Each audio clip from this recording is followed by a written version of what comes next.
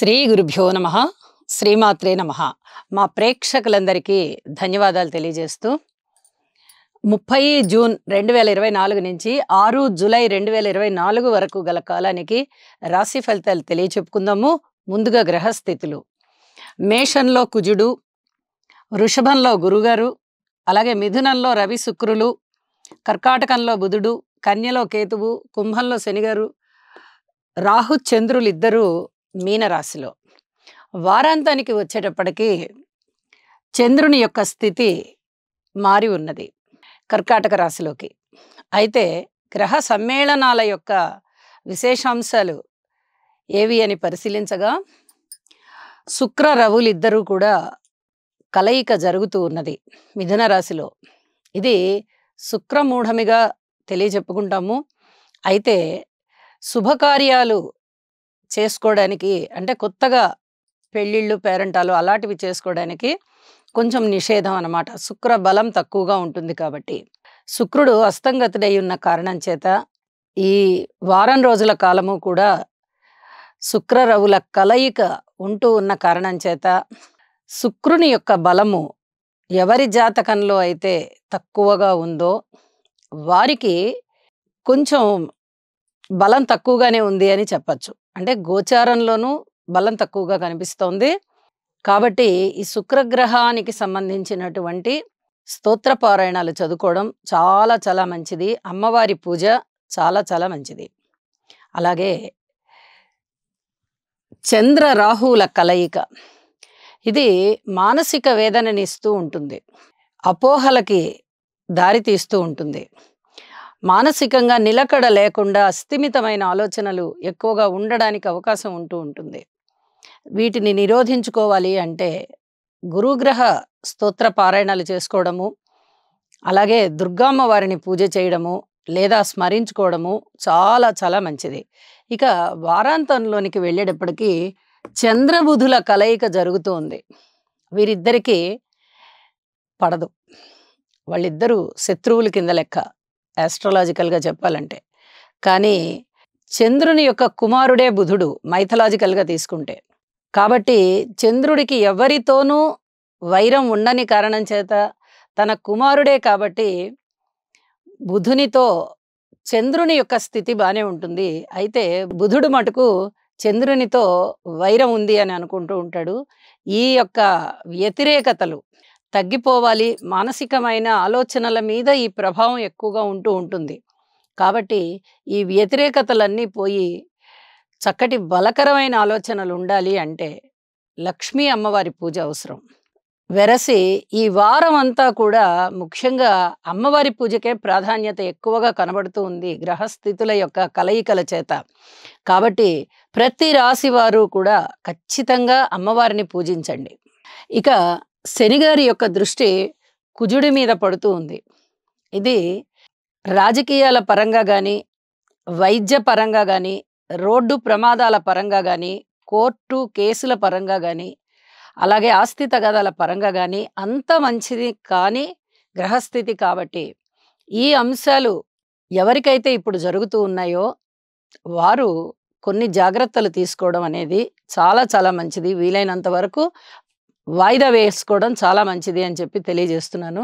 అలాగే గురువు యొక్క దృష్టి కేతువు మీద పడుతూ ఉన్న కారణం చేత ఆధ్యాత్మిక చింతన బాగా పెరుగుతుంది. ఇది దాదాపుగా అన్ని రాసుల వారికి అలాగే ఉంటుంది.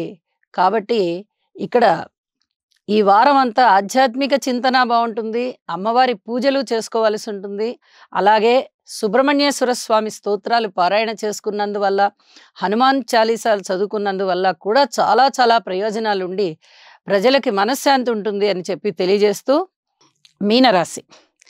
మీనరాశి వారికి 30 జూన్ నుంచి 6 జూలై వరకు గల కాలానికి రాశి ఫలితాలు ఎలా ఉన్నాయి అంటే ఇక్కడ ఒక విషయాన్ని తెలియజెప్పుకోవాలి. ఏలినాటి శని జరుగుతూ ఉన్నది. శనిగారు వ్యయస్థానంలో ఉన్నారు. గురువుగారి బలం చూద్దామా? తృతీయ స్థానంలో గురువుగారు ఉన్నారు, గురుబలం లేదు. శనిగారి బలం కూడా తక్కువగానే ఉంది. మరి రాహు గారి బలం చూద్దామా? ఆయన రాశిలో ఉన్నారు. చంద్రుడు చాలా అద్భుతమైన ఫలితాలను ఇస్తారు. అయితే ఆయనతో కలిసి రాహు ఉన్నందువల్ల కొద్దిగా ఫలితాలు తక్కువయ్యే పరిస్థితి కనబడుతోంది. సప్తమంలో కేతు ఉన్నారు. 4 ప్రధాన గ్రహాల విషయంలోనూ బలాలు కనిపించడం లేదు సరిగదా? ఇతరత్ర గ్రహాల బలాలు కూడా అంత ఎక్కువగా లేవు. ఒక్క శుక్రాచార్యుల వారి బలము 4వ స్థానంలో బాగుంది. రాశిలో ఉన్న చంద్రుని బలం బాగుంది. ఇక ఇతరత్ర బలాలు ఏవీ లేని కారణం చేత వీరు నవగ్రహ హోమం తప్పనిసరిగా చేసుకోవాల్సిందిగా సూచన చేస్తున్నాను. మేమంత చేసుకోలేమండి అనుకునేవారు నవగ్రహ స్తోత్ర పారాయణాలు చేసుకోండి. నవధాన్యాలు దానం ఇవ్వండి. గోధుమలు, బియ్యము, పెసలు, శనగలు, ఉలవలు, అల్చందలు, నల్ల నువ్వులు తప్పనిసరిగా దానం ఇవ్వవలసిన పరిస్థితి. వీటితో పాటు కందులు కూడా ఇవ్వాలి. 9 రకాల ధాన్యాలు కొంచెం పరిమాణంలో తీసుకుని ఒక సత్పురుషునికి దానం ఇవ్వండి. రాశిలో ఉన్నటువంటి రాహువు బంధాలను విడదీస్తారు. ఇది చాలాసార్లు చెప్పుకున్నాం మనం. అపోహల్ని పెంచుతారు. అమాయకంగా ఎదుటివారిని నమ్ముతారు, మోసపోతారు, ధనము నష్టము. అలాగే వాహనాల వల్ల అతి జాగ్రత్తగా ఉండాలి. కోర్టు కేసుల విషయంలో జాగ్రత్తగా ఉండాలి. భార్యాభర్తల మధ్య అపోహలు పెరిగే పరిస్థితి, వ్యాపారస్తుల మధ్య అపోహలు పెరిగే పరిస్థితి, ఇలా అన్ని రకాలుగాను అనుమానాలు ఉండడము, అపోహలకి పోవడము, ధన నష్టము, ధనం వచ్చే మార్గాలు కూడా తగ్గడము, ఈ విధమైనటువంటి పరిస్థితులు కనిపిస్తూ ఉన్న కారణం చేత అంత బాగుంటుంది, చాలా బాగుంటుంది అని చెప్పడానికి రాదు. అయితే మాతృవర్గ రీత్యా బాగుంది. ఇక సంతాన రీత్యా కాస్త అసంతృప్తి కనబడుతోంది. కుటుంబ రీత్యా అసంతృప్తి కనబడుతోంది. మీరు ఏ డివిజన్ తీసుకున్నా కూడా మీకు అసంతృప్తే కనబడుతుంది. అంత పూర్తిగా చాలా బాగుంది అని చెప్పే ప్రసక్తి లేదు ఇక్కడ. గ్రహస్థితులు ఆ విధమైన సహకారాన్ని ఇవ్వట్లేదు.